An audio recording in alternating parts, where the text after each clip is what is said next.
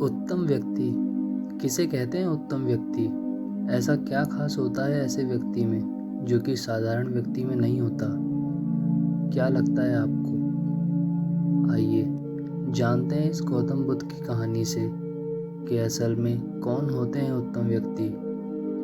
इस कहानी की सीख वास्तव में हमारे जीवन को बेहतर बना सकती है यदि हम इसे अपने जीवन में लागू करें। और हाँ, इससे पहले कि आप इस कहानी में खो जाएं, वीडियो को लाइक करके चैनल को सब्सक्राइब कर लें ताकि ऐसी वीडियोस आपको मिलती रहें और ये कम्युनिटी और बड़ी बने।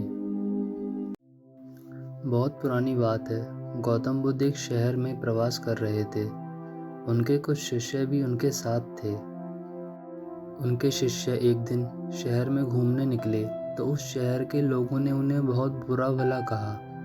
शिष्य को बहुत बुरा लगा और वे वापस लौट आए।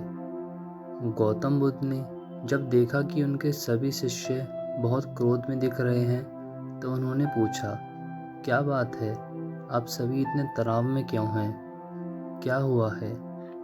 तभी एक शिष्य क्रोध में बोला, हमें यहाँ से तुरंत प्रस्थान करना चाहिए।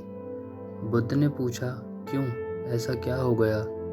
शिष्य ने जवाब दिया कि जब हम बाहर शहर में घूमने गए तो वहाँ के लोगों ने बिना वजह हमें बहुत बुरा भला कहा और हमारे आगे काफ़ी अड़चनें पैदा करी। जहाँ हमारा सम्मान न हो वहाँ हमें एक पल भी नहीं रहना चाहिए।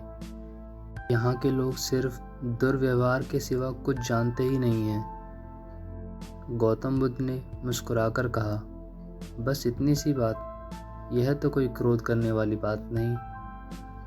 सारे शिष्य अचरज में हो गए कि ये बुद्ध क्या कह रहे हैं।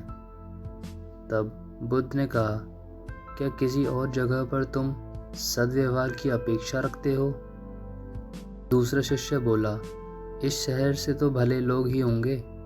तब गौतम बुद्ध बोले, किसी जगह को सिर्फ इसलिए छोड़ देना गलत होगा कि वहाँ के लोग दुर्व्यवहार करते हैं।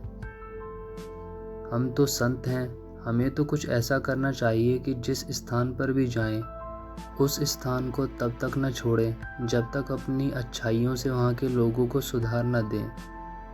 हम जिस भी स्थान पर जाएं, वहाँ के लोगों को कुछ न कुछ भला करके ही वापस लौटें। हमारे अच्छे व्यवहार के बाद वह कब तक बुरा व्यवहार करेंगे? आखिर में उन्हें सुधरना ही होगा। वास्तविकता में संतों का कार्य तो ऐसे लोगों को सुधारना ही होता है। सही चुनौती वो है जब वह विपरीत परिस्थितियों में खुद को साबित कर सकें।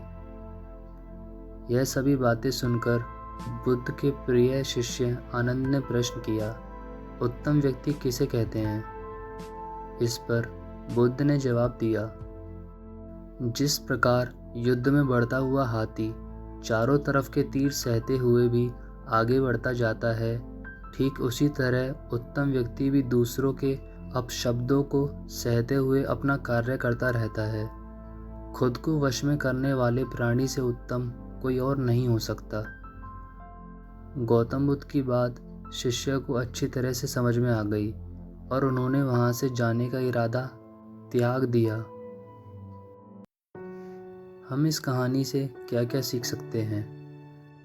दोस्तों, कैसी भी परिस्थिति हो, बुरी या फिर बहुत ही बुरी, हमें उसका डटकर सामना करना चाहिए, क्योंकि जब हम अपनी परिस्थितियों से लड़कर आगे बढ़ते हैं तो इससे हमारा सर्वांगीण विकास होता है, जो कि जीवन में सबसे महत्वपूर्ण चीज़ है। इंसान का व्यक्तित्व ही उसकी पहचान बनाता है और व्यक्तित्व बढ़ाने का एक ही रास्ता है, अपनी परिस्थितियों का डटकर सामना करना।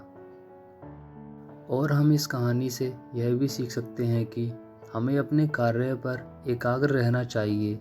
किसी के बुरा भला कहने से या फिर परेशान करने से हम पर कोई असर नहीं आना चाहिए। जब हम अपने लक्ष्य पर एकाग्र रहते हैं तो यही चीज़ फिर हमें सफलता दिलाती है।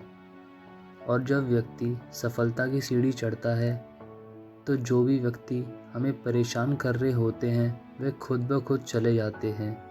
यही जीवन का सत्य है। तो दोस्तों, आप भी अपने लक्ष्य पर एकाग्र रहें फोकस्ड रहें और निरंतर मेहनत और अभ्यास करते रहें, क्योंकि एक दिन सफलता आपको भी मिलेगी।